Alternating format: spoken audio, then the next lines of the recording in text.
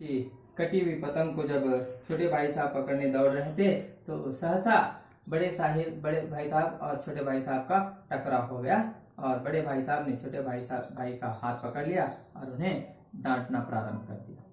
डांटते डांटते उन्होंने फिर वही उपदेश की माला प्रारंभ की और उन्होंने सारी चीजें उन्हें समझा दी कि देखिए, कोई यहाँ पर समझते होंगे कि आप मुझसे ज्ञानी हो, मुझसे सिर्फ एक कक्षा पीछे हो और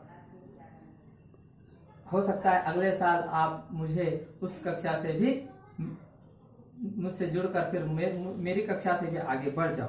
ऐसे में वे सारी चीजें उन्हें बताते हुए अनुभव नाम की चीज, तुम चाहे कितना भी मुझसे आगे बढ़ जाओ पढ़ाई लिखाई में, ज्ञान के मामले में, लेकिन तुम उम्र के मामले में मेरे से आगे कभी नहीं बढ़ सकते। मैं तुमसे 5 साल का बड़ा हूँ और 5 साल का बड़ा होने के नाते मुझे जो दुनिया का जो अनुभव है वह अनुभव मुझसे तुम में बहुत कम है।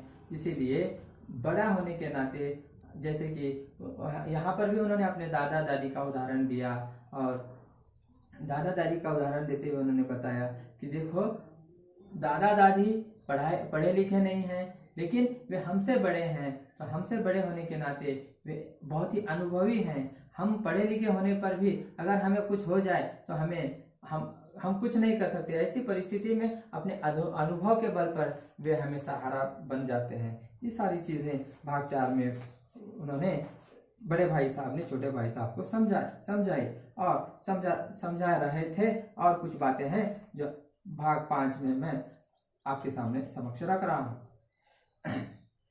दया न करे आज मैं बीमार हो जाऊं तो तुम्हारे हाथ पांव फूल जाएंगे। दादा को तार देने के सिवा तुम्हें और कुछ न सूझेगा, लेकिन तुम्हारी जगह दादा हो तो किसी को तार न दे, न घबराए, न बदहवास हो। पहले खुद मर्ज पहचान कर इलाज करेंगे, उसमें सफल न हुए तो किसी डॉक्टर को बुलाएंगे। बीमारी तो खैर बड़ी चीज है, तुम तो इतना भी नहीं जानते कि महीने भर का खर्च महीना भर कैसे चले। जो कुछ दादा भेजते हैं उसे हम 20-22 तक खर्च कर डालते हैं और फिर पैसे को मोहताज हो जाते हैं।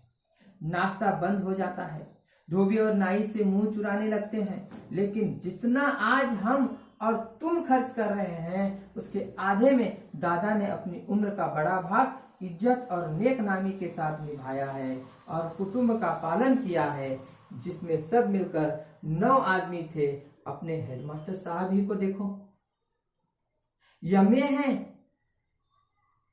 है कि नहीं? और यहाँ के यमे नहीं, ऑक्सफोर्ड के, यहाँ के एमए नहीं है, वे ऑक्सफोर्ड के एमए 1000 रुपए पाते हैं, लेकिन उनके घर का इंतजाम कौन करता है? उनकी बूढ़ी माँ। हेडमास्टर साहब की डिग्री यहाँ बेकार हो गई। पहले खुद घर का इंतजाम करते थे, खर्च पूरा न पड़ता था, कर्जदार रहते थे। जब से उनकी माताजी ने प्रबंध अपने हाथ में ले लिया, जैसे घर में लक्ष्मी आ गई। तो भाईजान, यह गुरूर दिल से निकाल डालो कि तुम मेरे समीप आ गए हो और अब स्वतंत्र हो। मेरे देखते तुम बेराह न चलने पाओगे।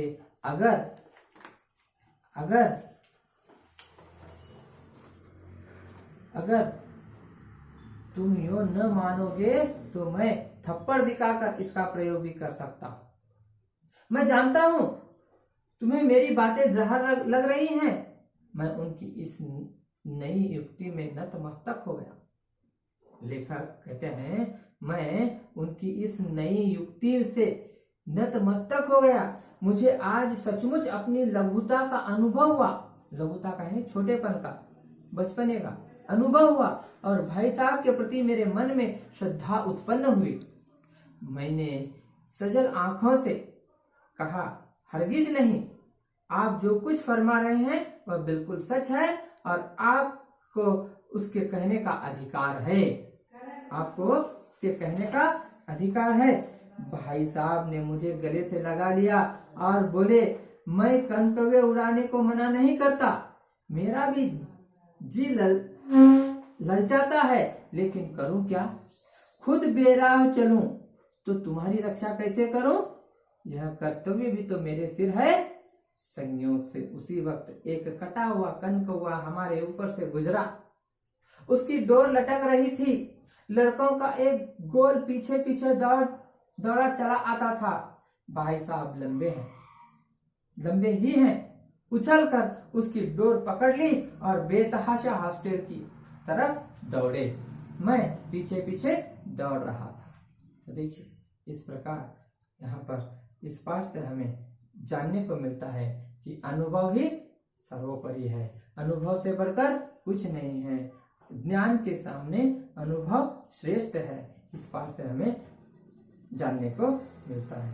तो हमें बड़ों का सम्मान करना चाहिए, अज्ञानी का सम्मान करना चाहिए, अपने ज्ञान पर गर्व नहीं करना चाहिए और अपने पढ़ाई लिखाई पर किस प्रकार ध्यान देना है, इन सारी चीजों का ज्ञान हमें इस पाठ को पढ़ने से सुनने से प्राप्त होता है। तो इस पाठ को मैंने तो आपको सुना दिया है। अगर आपके पास आपके घर पर किताब होगी तो एक नहीं 4-5 बार इस पाठ को आप पढ़ें। पढ़कर इसके अनुभव को जानने की कोशिश करें। धन्यवाद।